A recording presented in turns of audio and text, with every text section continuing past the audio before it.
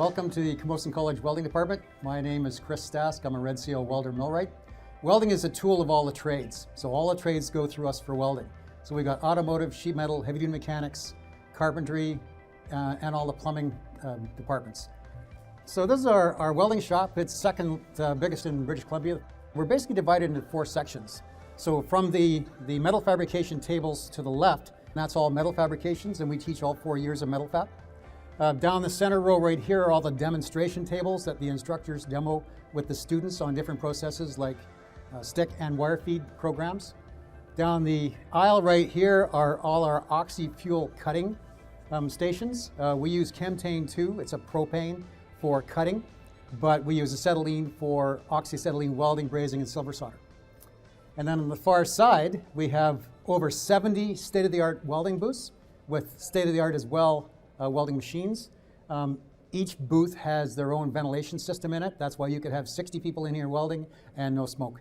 The other thing that's amazing as well that we've got now are up to 4 different gases going into each and every booth for a lot of our wire feed systems. So we've got CO2, argon, CO2 argon mixtures. These are some of our welding booths. These are state-of-the-art equipment.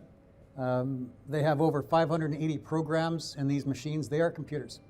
A lot of our students will be lucky if they see 25 of them, but they are just absolutely amazing machines. And we have over 70 of them, so they're actually pretty sweet. When we first start off with a short course, they can be anywhere from 1-day course for carpentry for Camosun 2 cutting, or they could be a 5-day course with oxyacetylene cutting, stick welding, and wire feed. So this is one of our cutting stations. And again, you're cutting on a station like so.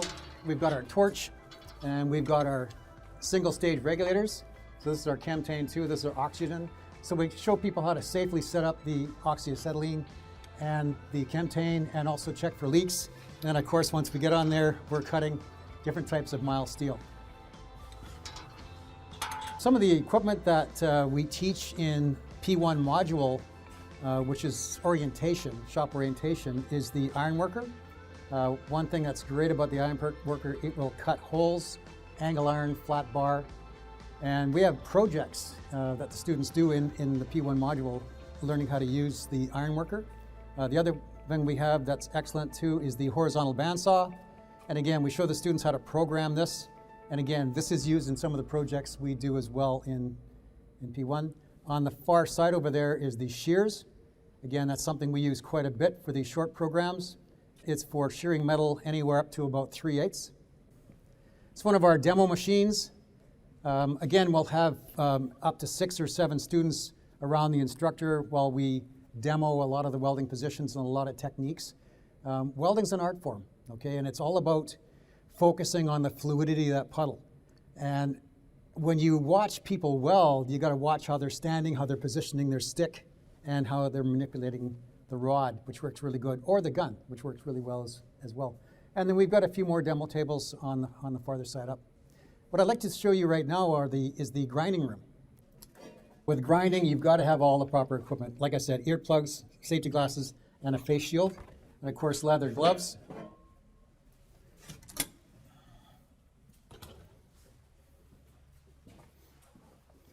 This is our grinding room. One nice thing about the grinding room is the tables are all downdraft, and these are electric grinders. We have different sizes of that. And again, we have cleanup on Fridays, so this gets a little dusty in here during the week, but by the end of the week, it's actually quite clean. This is what we call our polisher. Right now, they're servicing it, and before you cut up your coupons and before you bend them, we actually put a little flat polish on with the grain. It works quite well. We have some pedestal grinders over there for taking slag off, and also a cutoff saw for some of the structural shapes that we do. Our carbon arc gouging booths are in this far side right here. When you have a deformity in metal, you have to cut the metal out. So what we're using is a carbon rod, and this is carbon arc gouging. So this is your carbon rod right here. So you have air coming out of here, and it actually melts that weld right away so you can clean it up and re-weld it again. So when you get a deformity in a weld, that's a crack or something in the weld, you just can't weld back over it again. You have to take that deformity out. You have to use carbon arc gouging for that, or oxyacetylene or Camosun 2 cutting. As I mentioned at the beginning, welding is a tool of the trades. I'm a welder millwright, and as a millwright, I use welding and cutting as part of my trade. Every trade uses welding. So you got a lot of young people trying to decide, what am I going to get into? What would be my trade? Well, follow your passion. The one thing that's really important is welding and cutting. Every trade uses welding and cutting. So if you start off with a program in welding, you can venture out into any trade. Also into engineering, aerospace, saturation diving. I was a Navy diver for 7 years, underwater burning and welding. And welding's been very good to me, and I've really enjoyed it. So think about welding.